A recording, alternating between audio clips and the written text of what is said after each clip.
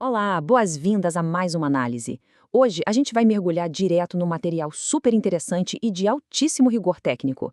É o artigo acadêmico intitulado Barreiras para o Gerenciamento Eficaz do Risco de Inundações na Índia, um caso da inundação de Chiplum em 2021.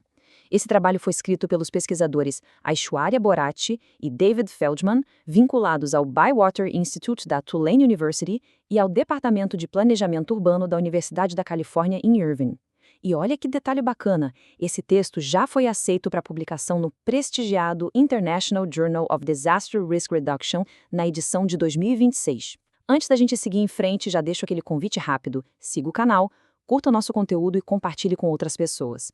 Essa é, sem dúvida, a melhor forma de espalhar conhecimento de qualidade. Bom, vamos ao que interessa. A nossa rota de hoje está bem direta e estruturada. Vamos passar por 1. O desastre em Chiplum. 2. Analisando as narrativas. 3. A culpa da represa. 4. O acúmulo de sedimentos. 5. O desenvolvimento em áreas inundáveis. E, para fechar o ponto 6, o caminho para a prevenção. Começando pelo nosso ponto 1. O desastre em Chiplum. Para a gente ter uma noção real do que aconteceu, é preciso voltar para o dia 22 de julho de 2021. Foi quando a cidade de Chiplum, lá na Índia, enfrentou um desastre ambiental histórico. Segundo dados do próprio Conselho Municipal de lá, o nível da água subiu impressionantes 3 metros num curtíssimo espaço de tempo. 3 metros. Isso é basicamente a altura do teto de uma casa padrão. O resultado disso, 70% da cidade ficou completamente debaixo d'água por 2 dias inteiros. É um impacto absurdo. A gente está falando de danos severos em 6.000 casas e 5.000 estabelecimentos comerciais, deixando um prejuízo na casa dos 63 milhões de dólares. É um cenário de extrema gravidade, que exigia respostas muito rápidas, né? E é justamente isso que nos leva ao ponto 2, analisando as narrativas. Sempre que um desastre ambiental desse tamanho acontece, é natural que a sociedade queira respostas imediatas. E a grande sacada metodológica dos autores aqui não foi só olhar para o volume de chuva ou para cálculos de engenharia. Eles foram muito além. Eles criaram uma abordagem integrada para entender como as histórias que circulam depois da crise moldam as políticas públicas. Para isso, eles juntaram ferramentas de análise de políticas com modelos focados na construção da vulnerabilidade. Eles queriam mostrar que a forma como a gente aponta o dedo para um problema acaba direcionando o governo para soluções mais convenientes, deixando as raízes profundas da crise totalmente intocadas. E aqui tem um conceito vital para a gente entender essa análise: a diferença entre causas estruturais e condições inseguras. Pensa no seguinte: as causas estruturais são processos lentos, que levam décadas, como um planejamento urbano que falhou ou o uso desenfreado do solo. Já as condições inseguras são os sintomas rápidos e visíveis, sabe? Como um rio entupido de terra. Os pesquisadores deixam bem claro que, no calor da crise, todo mundo quer achar personagens. A gente busca heróis, vítimas e, claro, vilões. E o detalhe é que o vilão escolhido vai ditar exatamente o que o governo vai tentar consertar primeiro. Mapeando essas reações, o estudo encontrou 3 narrativas principais que dominaram o debate depois da enchente. A primeira história colocou a culpa numa represa local. A segunda focou no acúmulo de sedimentos nos rios. E a terceira foi direto no ponto do desenvolvimento imobiliário em áreas de risco. Vamos dar uma olhada no impacto de cada uma dessas histórias agora. Avançando para o ponto 3, a culpa da represa. Aqui a gente vê um conflito de visões super claro. De um lado, a população bateu o pé dizendo que a liberação rápida de água da represa de Kolkewad foi o que causou o desastre ambiental. Eles pintaram os operadores da represa como os grandes vilões da história. Só que, em contrapartida, o governo do estado montou um comitê técnico e veio com uma narrativa oposta. Para o governo, a água liberada pela represa foi mínima perto do volume total da enchente. Eles argumentaram que, na verdade, a represa até segurou um estrago maior e que a culpa era 100% da chuva extrema. Para ilustrar bem isso, olha só essa fala de um oficial do governo entrevistado pela pesquisa. Na nossa opinião, foi chuva forte. Percebe como isso muda o jogo? Colocar a culpa de um desastre ambiental puramente numa força incontrolável da natureza é uma jogada política extremamente conveniente. O peso da responsabilidade sai dos ombros da gestão pública e vai parar nas nuvens. É um desvio de foco que tira completamente a atenção das falhas mais crônicas do planejamento da cidade.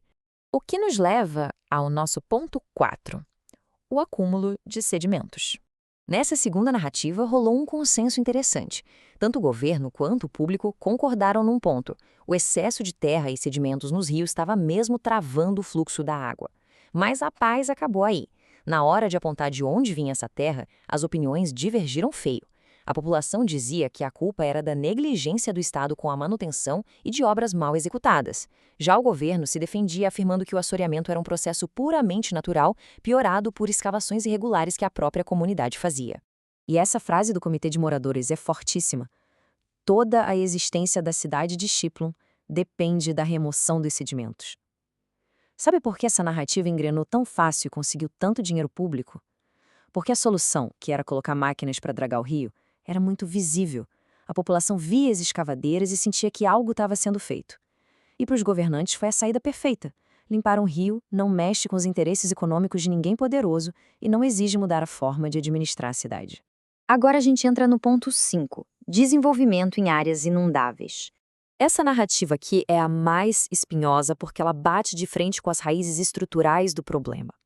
Ativistas e planejadores apontaram que, ao longo de várias décadas, a cidade foi simplesmente esmagando os sistemas naturais de drenagem.